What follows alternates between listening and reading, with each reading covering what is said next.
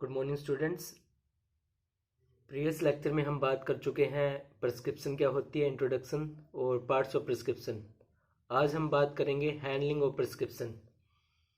जब भी कोई भी फार्मासिस्ट किसी भी प्रिस्क्रिप्शन को हैंडल करता है तो उसके लिए क्या क्या चीज़ें उसको देखनी होती है। फर्स्ट है receiving. The prescription should be received from the patient by the pharmacist himself. जब भी कोई प्रिस्क्रिप्शन लेके कोई पेशेंट आएगा तो ये फार्मासिस्ट की ड्यूटी बनती है कि उसको खुद के बिहाफ पे उसको हैंडल करना है, खुद ही रिसीव करना है। Pharmacist should not change his facial expression which gives a negative impression to the patient. और कभी भी वो अपने फेशियल एक्सप्रेशन को चेंज नहीं करेगा जब भी वहाँ पर वो प्रिस्क्रिप्शन को रिसीव करेगा, क्योंकि उससे क्या होता है, पेशेंट के मन में एक नेगेटिव फीलिंग जाती है, एक डाउट जाता है कि कहीं ना कहीं जो फार्मासिस्ट है वो खुद ही कंफ्यूज है। सेकंड है रीडिंग एंड चेकिंग। रीडिंग और चेकिंग में क्या रहेगा, on receiving a prescription always check it that it is written on doctor's pad और OPD slip of the hospital with doctor sign. जो भी प्रिस्क्रिप्शन होगी वो ओपीडी स्लिप पे होनी चाहिए डॉक्टर की पैड बोल लो, ओपीडी स्लिप बोल लो, हॉस्पिटल का नाम उसके ऊपर लिखोगा, ये सबसे पहले चेक किया जाएगा और डॉक्टर के साइन उसके ऊपर होने चाहिए। Prescription should always is check behind the counter. कभी भी पेशेंट के सामने नहीं प्रिस्क्रिप्शन को रीड आउट करना होता है, उसको पीछे ले जाके अंदर जाके काउंटर के पीछे उसको रीड आउट करना होता है। In case any doubt pharmacist should consult with senior pharmacist और प्रिस्क्राइबर। और उसके पीछे का रीजन क्या है कि अगर कोई भी डाउट है फार्मासिस्ट को, ताकि वो वहाँ पर सीनियर फार्मासिस्ट से कंसल्ट कर सके किसी भी ड्रग के बारे में, स्पेलिंग के बारे में, स्ट्रेंथ के बारे में, या फिर प्रिस्क्राइबर जो डॉक्टर है उससे वो कंसल्ट कर सके। Pharmacist should never gas about meaning of illegal और कंफ्यूज्ड वर्ड, इट में लीड टू सीरियस कंसिक्वेंसेज। कभी भी वो खुद से उसको किसी भी मतलब ड्रग का मीनिंग उसको गैस नहीं करना है, क्योंकि वो कहीं ना कहीं क्या हो सकता है भाई, उसके सीरियस कंसिक्वेंसेज हो सकते हैं। पेशेंट के लिए वो चीज़ें हानिकारक हो सकती हैं। मान लो लिखा और कुछ था डॉक्टर ने और उसने उठा के कोई दूसरी मेडिसिन दे दी, तो उससे कहीं ना कहीं पेशेंट को नुकसान हो जाएगा रादर देन बेनिफिट। उसके बाद है collecting and weighing the material. Pharmacist को क्या करना होता है भाई, एक तरह से रीडिंग चेकिंग के बाद उसको all material should be collected on the left hand side of the balance. देखो अभी कंपाउंडिंग की कोई जरूरत नहीं है, वहाँ पर वेइंग की कोई जरूरत नहीं है कि ऑलरेडी फार्मासिस्ट के पास सभी फॉर्मुलेशन रखी हैं, वो वेड है, पहले से उनको वे किया जा चुका है। खाली जो फार्मासिस्ट है उसको वो डिस्पेंस करनी होती है, उठा के वहाँ से जो पेशेंट है अकॉर्डिंग टू प्रिस्क्रिप्शन उसको वो देनी होती हैं। लेकिन पहले ऐसा नहीं था, पहले फार्मासिस्ट वो खुद ही उसको मैन्युफैक्चर करता था और खुद ही डिस्पेंस करता था। तो उसके लिए भी कुछ एक उसको चीज़ों के ऊपर फोकस करना पड़ता था वहाँ पर, कि सबसे पहले तो जो भी मटेरियल है उसको वो लेफ्ट हैंड साइड में कलेक्ट करके रखता था बैलेंस के। After weighing the material it should be shifted to the right hand side of the balance. Weigh करने के बाद जैसे जैसे वो वे करता रहेगा इंग्रेडिएंट्स के, उसको मटेरियल को वहाँ पर इंग्रेडिएंट्स को right hand side of balance transfer करना होता है।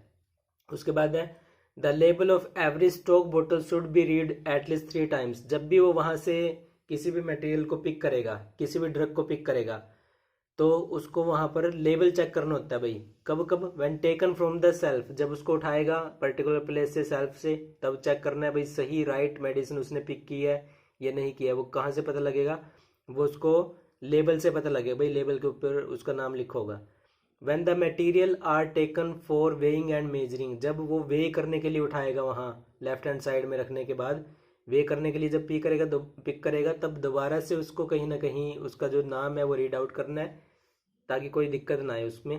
और जब उसको वापस रखेगा, when the container are return back to its place, भाई डॉक्टर है, डॉक्टर लिखता है कि कितनी टैबलेट देनी है, मान लो 6 टैबलेट देनी है, 6 टैबलेट देने के बाद रिमेनिंग टैबलेट्स को पर्टिकुलर उसी प्लेस पे वहाँ पर रखना होता है जहाँ से फार्मासिस्ट ने उसको पिक किया था, ताकि नेक्स्ट टाइम अगर कोई दूसरा पेशेंट आता है या सेम पेशेंट आता है मेडिसिन लेने के लिए, ताकि वो वहीं से उसको उठा के दे सके। अगर वो उसी प्लेस पे नहीं रखेगा तो खुद ही कंफ्यूज हो जाएगा भाई मेडिसिन उसने कहाँ रखी थी। तो जहाँ से पिक करेगा वहाँ रिटर्न करना है, और रिटर्निंग के टाइम भी उसको लेबल चेक करना है, नाम देखना है कि जो भी मेडिसिन है क्या उसको राइट प्लेस है जहाँ पर वो उसको रख रहा है। तो ये कलेक्टिंग और वेइंग मटेरियल में आता है। उसके बाद है कंपाउंडिंग, लेबलिंग और पैकेजिंग। इसमें क्या होता है भाई, कंपाउंडिंग के अंदर compounding should be carried out in neat place with clean and dried equipment. मैंने अभी बोला अभी फार्मासिस्ट कंपाउंडिंग नहीं करता है। कंपाउंडिंग मीन्स खुद मैन्युफैक्चर नहीं करता है, वो काम फार्मास्यूटिकल इंडस्ट्री कर रही है। तो अगर वहाँ पर कंपाउंडिंग करनी भी है फार्मासिस्ट को, या अगर कोई करता है, वैसे तो अभी करता नहीं है, पास्ट में करते थे, तो उसके लिए उन्होंने बोला भी नीट प्लेस होना चाहिए और पर्टिकुलर जो भी इक्विपमेंट है उसके पास अवेलेबल होने चाहिए और ड्राई होने चाहिए, क्लीन होने चाहिए। Compounding should be done according to the prescribed direction, जो भी वहाँ पर डॉक्टर लिखेगा उसके डायरेक्शन के अकॉर्डिंग वहाँ पर जो ड्रग है वो मैन्युफैक्चर करनी होती है। लेकिन अभी ऐसा नहीं है, डॉक्टर खाली लिखेगा भी क्या देना है, टैबलेट देना है, कैप्सूल देना है, इंजेक्शन देना है, क्या देना है वो लिखोगा, और जो फार्मासिस्ट है उसको खाली उठा के देना है, क्योंकि उसके पास वो ऑलरेडी जो ड्रग है वो कंपाउंडेड फॉर्म में है। उनको खाली वो पिक करके राइट प्लेस से जो पेशेंट है उसको अकॉर्डिंग टू देयर प्रिस्क्रिप्शन खाली उसको वो डिस्पेंस करना होता है। Compounding drugs should be filled in suitable container with label, already भाई फिल्ड होती हैं। इंडस्ट्री के अंदर ये सभी काम करना पड़ता है। इंडस्ट्री के अंदर जब भी कंपाउंडिंग की जाएगी नीट प्लेस होना चाहिए, और जो आईपी के अकॉर्डिंग उसको मैन्युफैक्चर किया जाता है। आईपी या कोई भी दूसरी फार्माकोपिया फॉलो की जाएगी उसके लिए, और राइट कंटेनर के अंदर, सुटेबल कंटेनर के अंदर पैक करना होता है। उसके ऊपर लेबल जो रिक्वायरमेंट है अकॉर्डिंग टू फॉर्मुलेशन वो पेस्ट करना होता है, सभी चीज़ें उसके ऊपर लिखी होंगी। While delivering the prescription to the patient, pharmacist should explain mode of administration, direction for use and storage। ये सबसे इम्पोर्टेंट चीज़ है भाई। जब भी फार्मासिस्ट पेशेंट को मेडिसिन देगा तो उसको पेशेंट को सभी चीज़ें बतानी होती हैं। कौन कौन सी भी, कैसे लेना है, मोड ऑफ एडमिनिस्ट्रेशन क्या रहेगा, ठीक है, ओरली लेनी है, एक्सटर्नली अप्लाई करनी है, आईवी लेनी है, आईएम लेनी है, तो वो सभी कोई भी मोड ऑफ एडमिनिस्ट्रेशन है अकॉर्डिंग टू फॉर्मुलेशन वो अलग हो सकता है। उसके अकॉर्डिंग पेशेंट को बताया जाएगा भाई कैसे लेनी है।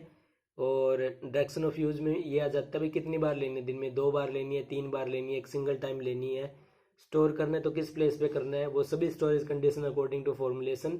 ये फार्मासिस्ट की रिस्पॉन्सिबिलिटी है कि वो वहाँ पर पेशेंट को बताए, ताकि उसको कोई डाउट ना हो, राइटली राइट टाइम पे जो भी मेडिसिन उसको लेनी है वो इजीली ले सके। ये था आपका हैंडलिंग ऑफ प्रिस्क्रिप्शन। और अगर आपको ये वीडियो अच्छी लगी है तो प्लीज़ इसको लाइक करें, सब्सक्राइब करें। Thank you so much.